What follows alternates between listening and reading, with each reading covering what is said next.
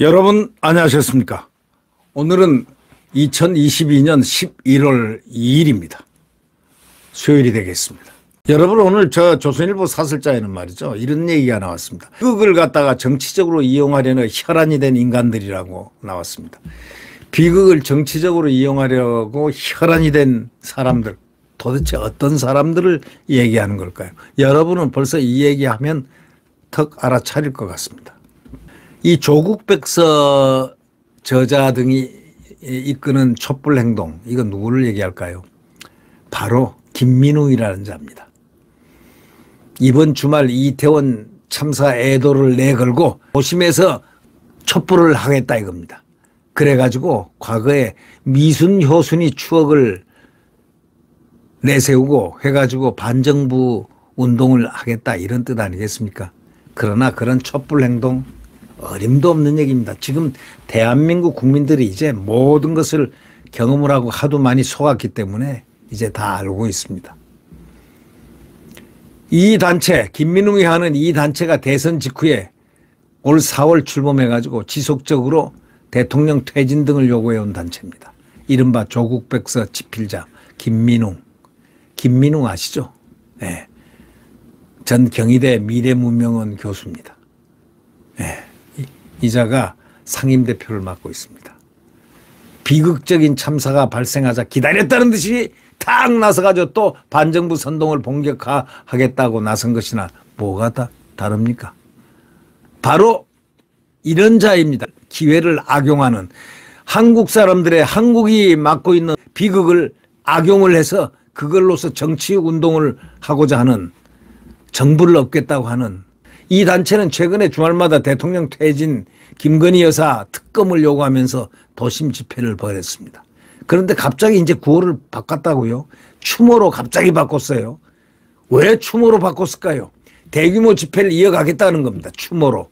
추모 떠오르는 게 있죠. 세월호 재미를 좀 보겠다는 겁니다.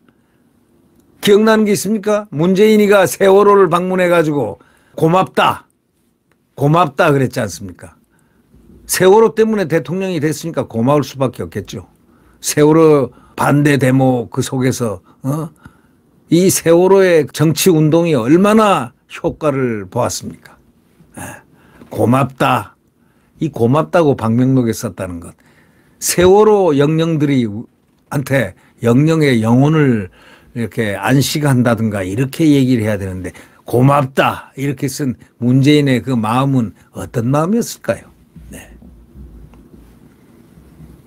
더구나 이 김민웅이가 하는 이 촛불단체, 이 단체는 이태원 참사가 일어난 지난달 29일 오후 5시부터 청계광장 부근에서 참가한 반정부 집회를 가졌습니다. 이런 대규모 집회로 경찰력을 분산시킨 도의적 책임도 있는 세력이기도 합니다. 이번에 사실은 이 경찰력을 29일 오후 5시부터 청계광장 부근에서 참가한 이런 반정부 집회를 가졌는데 이런 대규모 집회를 했기 때문에 경찰력을 분산시켰다는 그런 도의적 책임을 진 세력이 바로 이 세력입니다.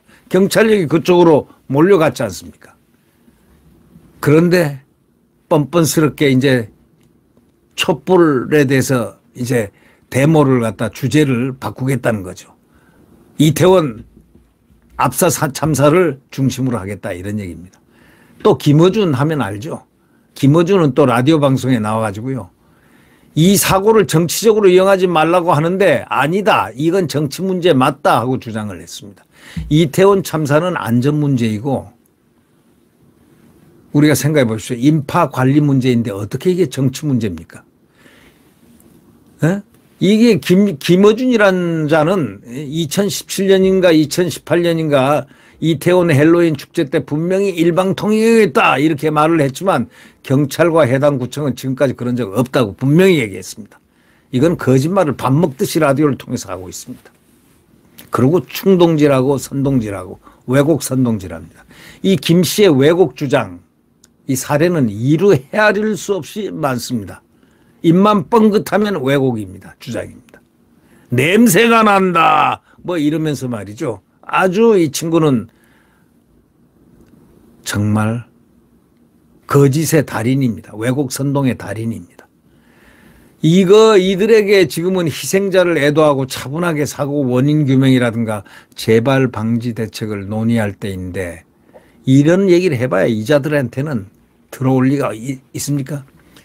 모든 것을 정치에 이용하려 들고 혈안이 된 사람들 아주 그냥 눈이 벌게 가지고 정치에 어떻게 하면 이용할 수 있을까?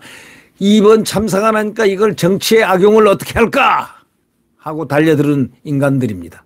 그러니까 이재명이도 처음엔 탁 뭐라고 그랬냐. 여야 정쟁을 멈추겠다. 이렇게 해놓고 이틀도 안 돼 48시간도 안 돼서 잉크도 마르기 전에 그저 공격합니다. 이 책임은 이 정부다 하면서 공격이 시작됐습니다. 이들은요. 좌파의 특징이 뭐냐. 거짓말입니다.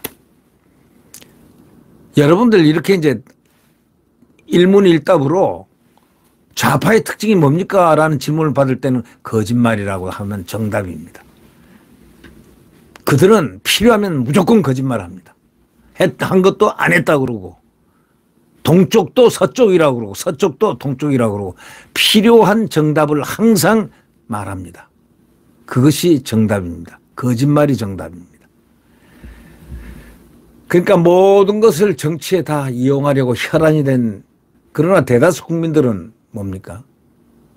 이들이 어떤 속성을 갖고 있는지 이제는 알게 됐습니다. 세월호도 겪어보고 이것도 겪어보고 왜곡선동 광우병도 겪어보고 온 것을 다 겪어봤는데 보니까 전부 다 새빨간 거짓 선동이더라 라는 사실을 다 알고 있습니다.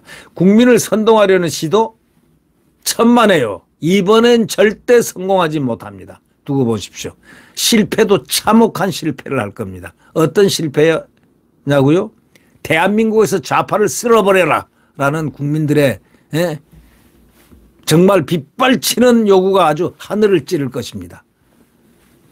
대한민국을 파괴하려는 극좌파 세력들을 전부 파괴해버려라.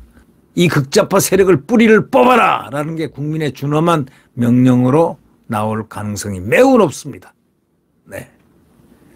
네, 구독 버튼과 엄지를 눌러주시면 감사하겠습니다.